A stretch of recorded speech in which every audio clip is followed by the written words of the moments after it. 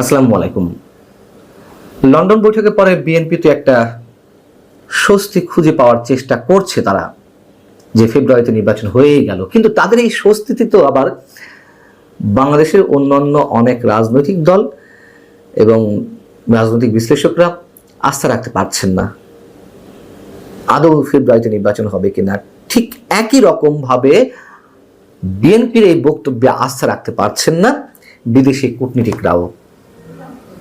বাংলাদেশের অবস্থানরত বিভিন্ন পর্যায়ে কূটনীতিকরা বিভিন্ন রাজনৈতিক দলের সঙ্গে কথা বলে বোঝার চেষ্টা করছেন নির্বাচনকে কেন্দ্র করে বাংলাদেশে আগামী দিনে কি ঘটতে যাচ্ছে। নিশ্চয় তাদেরও স্বার্থ সংশ্লিষ্ট অনেক বিষয় এর সঙ্গে জড়িয়ে রয়েছে, বিদেশি বিনিয়োগ থেকে শুরু করে পারস্পরিক যে সম্পর্ক, আন্তর্জাতিক রাজনীতি, আঞ্চলিক রাজনীতি, অনেক বিষয়।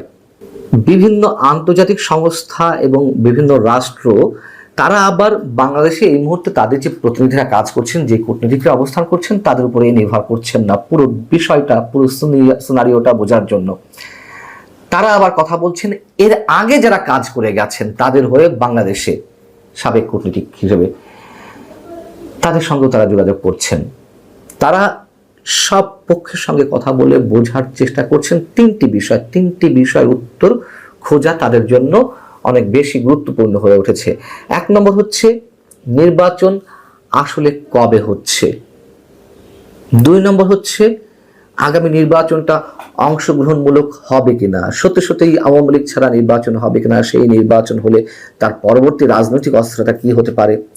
তিন নম্বর হচ্ছে নির্বাচনের পর গঠিত সরকারের বিদেশ নীতি বা পররাষ্ট্রনীতি কি হবে। এই বিষয়গুলো মোটামুটি তারা স্পষ্ট হওয়ার চেষ্টা করছেন।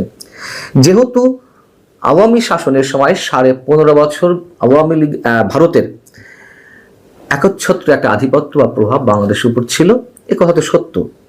এখন যেহেতু বাংলাদেশে ভারত বিরোধী প্রচারণা তুঙ্গে এবং সেটিকেই ক্যাশ করে মোটামুটি আগামীর সরকারটি গঠিত হওয়ার পথে, তো তখন সেই সরকারের পররাষ্ট্রনীতিতে সংশ্লিষ্ট রাষ্ট্রগুলো যারা খোঁজ খবর নেওয়ার চেষ্টা করছেন তাদের সাথে সম্পর্কটা কেমন হবে, ব্যবসা বাণিজ্য থেকে শুরু করে আঞ্চলিক ভূ রাজনীতি কোন দিকে পৌঁছাবে, সেগুলো বোঝার প্রাণান্তকর চেষ্টা তারা করছেন। এবং স্পষ্ট করে বললেন বিশ্বব্যাংক, যুক্তরাজ্য, জার্মান, জাপান, চীন, এই রাষ্ট্রগুলো আরো বেশি উদ্গ্রীব যে বাংলাদেশের রাজনীতি আগামীতে কি হয়। এখন যেটা জানা গেছে বা এটি তো স্পষ্ট, তারা আগ্রহী ঠিক যে কি হতে যাচ্ছে, কিন্তু সবার চিন্তা ভাবনা তো নিশ্চয়ই এক না। নিশ্চয়ই যুক্তরাষ্ট্র বা জাতিসংঘ বা ইউরোপীয় ইউনিয়ন খুব বেশি দ্রুত বাংলাদেশে নির্বাচন হোক এটি তো চায় না, এটি স্পষ্ট। না চাইলেও তারা খোঁজখবর নিশ্চয় রাখছে। আবার অন্যান্য রাষ্ট্রগুলো যারা চায় যে বা একটি রাজনৈতিক স্থিতিশীলতার জন্য বাংলাদেশে একটি অংশগ্রহণমূলক নির্বাচন দরকার, যার মধ্য দিয়ে তারা যে বিনিয়োগগুলো করতে চায় সেগুলো তাদের আউটকামটা সেগুলোতে খুব দ্রুত ফিরে যেতে পারে, সেরকম নানান চিন্তাভাবনা থেকে সবারই একটা এককেন্দ্রিক ভাবনা যে নির্বাচনটা আসলে কোন পর্যায়ে কি ধরনের হতে যাচ্ছে।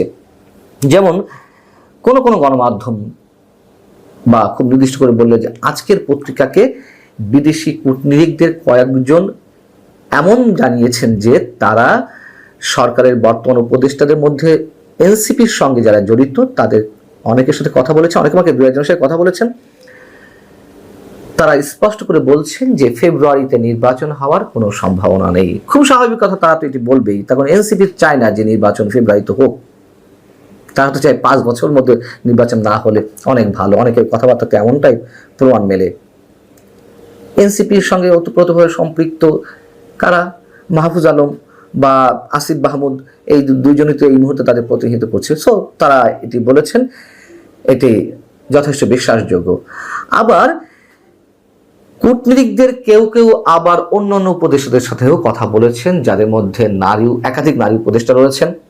সেই একাধিক নারী উপদেষ্টা সহ কমপক্ষে 5 জন উপদেষ্টা বিদেশি কূটনীতিকদের কাছে এমনটাই জানিয়েছেন যে ফেব্রুয়ারি নয়, এপ্রিলও নয়, জুনের মধ্যেও নির্বাচন না হলে কোনো সমস্যা নেই। সরকার 5 বছর থাক, ডক্টর ইউনূস 5 বছর ক্ষমতায় থাক, এটি তো সরকারের অনেক উপদেষ্টাই চান তারা তাদের ক্ষমতায় দীর্ঘস্থায়ী করতে ডক্টর মোহাম্মদ ইউনূসকে কেন্দ্র করে খুব স্বাভাবিক হয়তো বিদেশি কূটনীতিকরা যেই ফিডব্যাকগুলো দিচ্ছেন এগুলো যে একেবারে অমূলক তা কিন্তু নয়, যথেষ্ট বাস্তবতা রয়েছে। এদিকে জামাত এবং এনসিপি তারা তো চায় নির্বাচন দীর্ঘায়িত করতে, তার আগে স্থানীয় সরকার নির্বাচনগুলো হোক। সেই জায়গা থেকে আবার এই কথাও জানা যাচ্ছে যে জাতীয় নির্বাচনের আগে দেশের 12টি সিটি কর্পোরেশন নির্বাচন দেওয়ার একটা তোড়জোড় শুরু করা হয়েছে। কি বলছেন তারা? যে মূলত নাগরিক সেবা সচল রাখতে সিটি কর্পোরেশনের নির্বাচনগুলো জরুরি। তো নাগরিক সেবা সচল করতে কি শুধুমাত্র 12টি সিটি কর্পোরেশন নির্বাচনই জরুরি? উপজেলা পর্যায়ে নির্বাচন, ইউনিয়ন পরিষদ পর্যায়ে নির্বাচন, আস্তে আস্তে তারা তো সেই সুর তুলবে। এবং তারা যে সিটি কর্পোরেশন নির্বাচন নিয়ে খুব বেশি গুরুত্ব দিয়ে সেই পথে যাচ্ছে তার একটা দৃষ্টান্ত তো আমাদের সামনে এরই মধ্যে উপস্থিত হয়েছে। আসিফ মাহমুদ সজীব ভুঁইয়া স্পষ্ট করে বলেছেন ঢাকার দক্ষিণ সিটি কর্পোরেশন মেয়র পদকে কেন্দ্র করে বিএনপির ইশরাক হোসেন যে আন্দোলনটি তৈরি করলেন তাতে করে সরকারের জন্য বিষয়টি বিব্রত করা হলো। এবং ঢাকা দক্ষিণ সিটি কর্পোরেশনের নগর ভবন ইশরাক হোসেনের দখলে ছিল, নাগরিক সেবা দেওয়া যাচ্ছিল না, সেই জায়গা থেকে স্পষ্ট করে জানিয়ে দেওয়া হলো প্রয়োজনে ঢাকার 2 সিটি কর্পোরেশন নির্বাচন খুব দ্রুত করা হবে এবং এটি করার পথে তারা হাঁটছে, এটুকু মোটামুটি স্পষ্ট। সেই জায়গা থেকে বিদেশি কূটনীতিকরা যেই কথাগুলো বলার চেষ্টা করেছেন গণমাধ্যমকে যে আগামী জুনের মধ্যেও নির্বাচন নাও হতে পারে, না হওয়ার সম্ভাবনা বেশি। বারবার বলে আসছি বিএনপি কিসের বিনিময়ে এরকম একটি মেবি কুডবির জায়গা থেকে হতে পারে, হওয়ার সম্ভাবনা থাকতে পারে, যাবতীয় প্রস্তুতি সম্পন্ন হলো, সেই জায়গা থেকে খুব বিশ্বাসের জায়গায় স্থাপন করলেন ডক্টর ইউনূসের উপরে। কিসের বিনিময়ে আমরা জানি না, নানান ধরনের কথাবার্তা তো ছড়াচ্ছে, গুঞ্জন ছড়াচ্ছে, আমরা সেগুলোতে কান দিতে চাই না। তবে বিষয়টি অবশ্যই রহস্যজনক এবং এ কথাও বলা হচ্ছে, আগে থেকেই বলে রেখেছিলাম, অন্তত আর কারো কথা না বলি, আমি তো নিজে বলে রেখেছিলাম আপনাদের সামনে যে বিএনপি ট্রাপে পা দিতে যাচ্ছে, বারবার পা দিয়েছে, আবারও দিতে যাচ্ছে এবং দিয়েছে, এটাই বাস্তবতা। কিন্তু তারপরও এটুকু বলি, সবসময় যেটি বলি, ডক্টর মোহাম্মদ ইউনূস যেই এজেন্ডা নিয়ে এগোচ্ছেন সেই এজেন্ডা বাস্তবায়নের পথে তিনি অনেক দূর হয়তো হাঁটবেন, কিন্তু সম্পূর্ণটা তিনি নিজের মতো করে বাস্তবায়ন করতে পারবেন কিনা, অথবা তার আগে তার নিজের ভাগ্যে কি পরিণতি ঘটে সেটা নিয়েও তো নানান ধরনের প্রশ্ন রয়েছে।